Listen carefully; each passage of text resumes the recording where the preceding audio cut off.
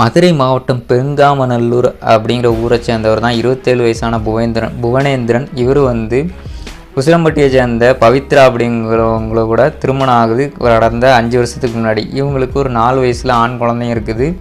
இந்த புவனேந்திரன் வந்து மது போதை கஞ்சா போதைக்கு அடிமையானவர். அதனால் தன்னோட மனைவியை அடிக்கடி கொடுமைப்படுத்தி அடித்து துன்புறுத்துகிற ஒரு செயலில் ஈடுபட்டு இருந்திருக்காரு. தன்னோட மனைவியை சந்தேகப்படவும் செஞ்சுருக்கிறாரு. ஸோ கடந்த சில நாட்களுக்கு முன்பாக இந்த பவித்ரா வந்து தேனி மாவட்டத்தில் உள்ள தன்னோட பாட்டி ஊருக்கு போயிருக்கிறாங்க. அங்கே அவரோட அந்த பவித்ராவோட அப்பாவும் அந்த பாட்டி வீட்டுக்கு வந்திருக்கிறாங்க. ஸோ இவங்க 2 பேரும் ஒன்றா தான் இருக்கிறாங்க.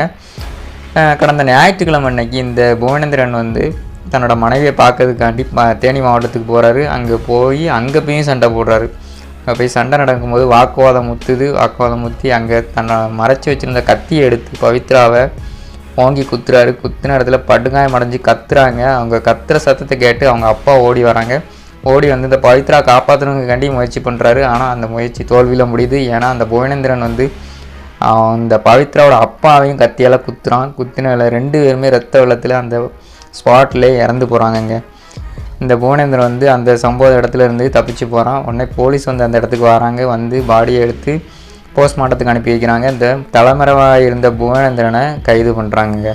இதான் இந்த சம்பவம் மக்களே. இதெல்லாம் இந்த வீடியோ அடிக்கடி தினம் நடக்கிறது. இந்த மது கஞ்சா போதை அடிமையால் தன்னோட குடும்பமே அழிஞ்சு போகிறத நிறைய சம்பவங்கள் பார்க்குறோம்.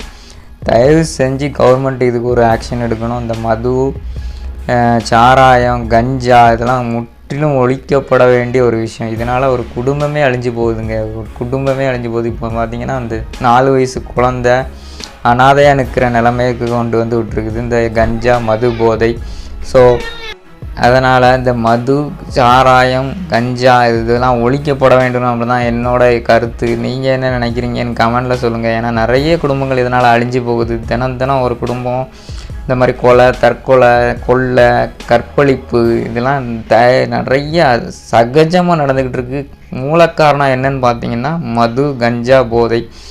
தயவு செஞ்சு இதை ஒழிச்சாகணும் மக்களே. இல்லைன்னா ஒவ்வொரு குடும்பமும் இதனால் அழியும் போது ரொம்ப வேதனையாக இருக்குது, ரொம்பவே கஷ்டமாக இருக்குது. தயவு செஞ்சு இதை அழிக்கணும். கவர்மெண்ட்லாம் இது ஒரு ஆக்ஷன் எடுக்கணும். நான் தயவு செஞ்சு கெஞ்சி கேட்டுக்கிறேன். நீங்கள் என்ன நினைக்கிறீங்க இந்த கமெண்ட்டில் சொல்லுங்கள்.